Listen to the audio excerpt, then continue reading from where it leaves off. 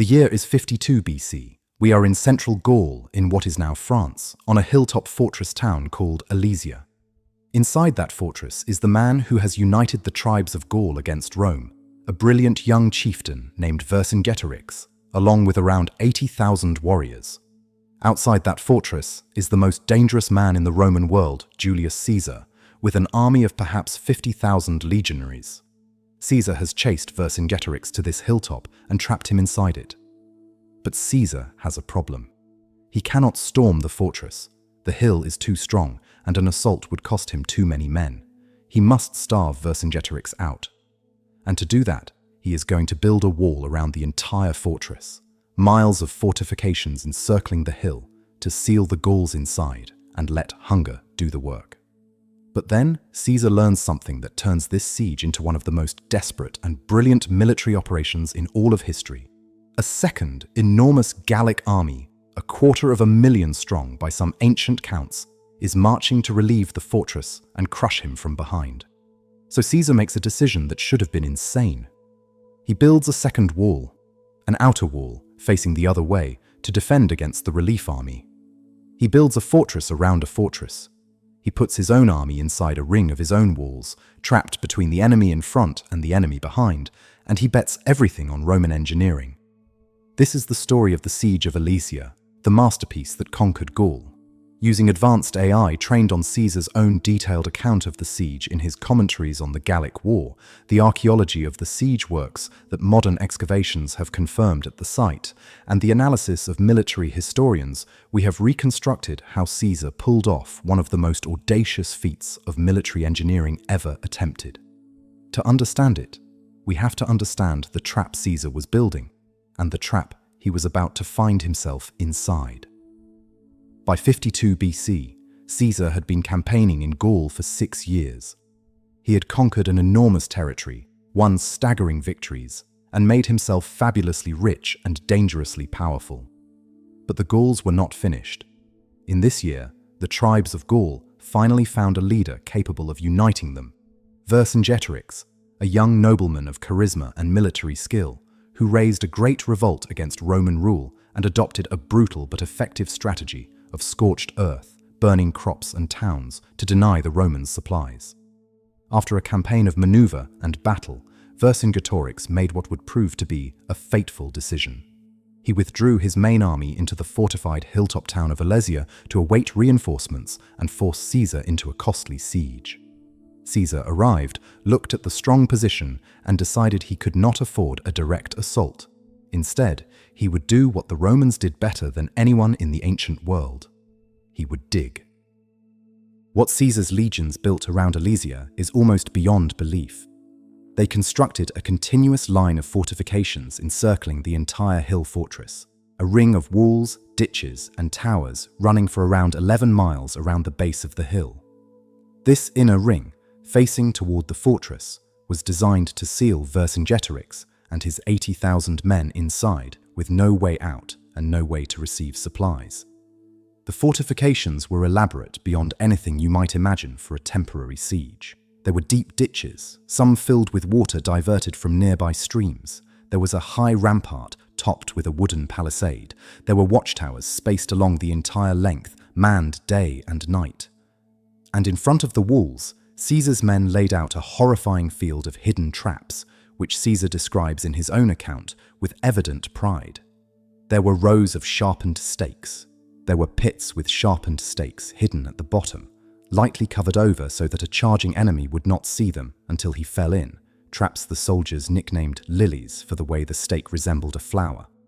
There were logs studded with iron hooks and barbs, half buried, to snag and tear at the feet and legs of attackers. An enemy trying to charge these walls would have to cross a killing field of hidden death before he ever reached the ditch. And then came the news that changed everything. Before Caesar's encirclement was complete, Vercingetorix had managed to send out cavalry messengers, calling on all the tribes of Gaul to raise a great army and come to his rescue. Caesar learned that this relief army was being assembled and that it would be enormous.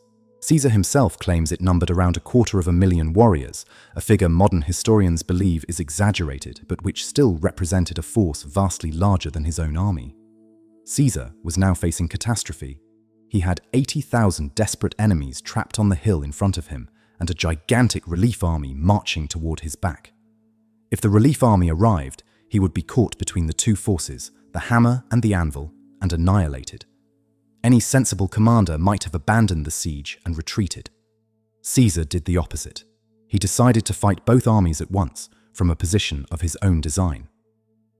He ordered his legions to build a second complete ring of fortifications, this one facing outward, away from the fortress. This outer ring, running for around 14 miles around the outside of the first, was a mirror image of the inner one. Ditches, ramparts, palisades, towers, and the same hideous fields of hidden stakes and traps, but all pointed in the opposite direction, toward the open country from which the relief army would come. When it was finished, Caesar's army occupied the space between the two rings, a fortified corridor running for miles around the hill. He had built a fortress around a fortress. His soldiers could man the inner wall to keep Vercingetorix penned in, and the outer wall to fight off the relief force, all while sheltered behind their own fortifications and supplied within their own ring. It was a staggering gamble. Caesar had deliberately surrounded his own army, betting that Roman walls and Roman discipline could hold against enemies on both sides at once. The total length of fortifications his men dug and built, by the standard reconstructions, ran to something like 25 miles, completed in a matter of weeks, while under threat of attack. It remains one of the greatest engineering achievements in the history of warfare. The decisive crisis came when the great Gallic relief army finally arrived. Now Caesar's nightmare became real. The relief army attacked the outer wall from outside. At the same moment, Vercingetorix launched his trapped warriors against the inner wall from within. The Romans, in their corridor between the two rings, were assaulted from both directions simultaneously. The fighting raged over several days, building to a final, desperate climax. The Gauls had identified a weak point in the Roman lines, a place where the fortifications could not be built perfectly because of the terrain, and they threw their best troops against it. The Roman defenders were pushed to the breaking point. The lines began to buckle. Roman officers raced reinforcements from one threatened sector to another. Caesar himself, in his famous scarlet cloak so that his men could see him, rode through the chaos to wherever the danger was greatest, leading reserves into the fighting in person, his presence rallying the exhausted legionaries.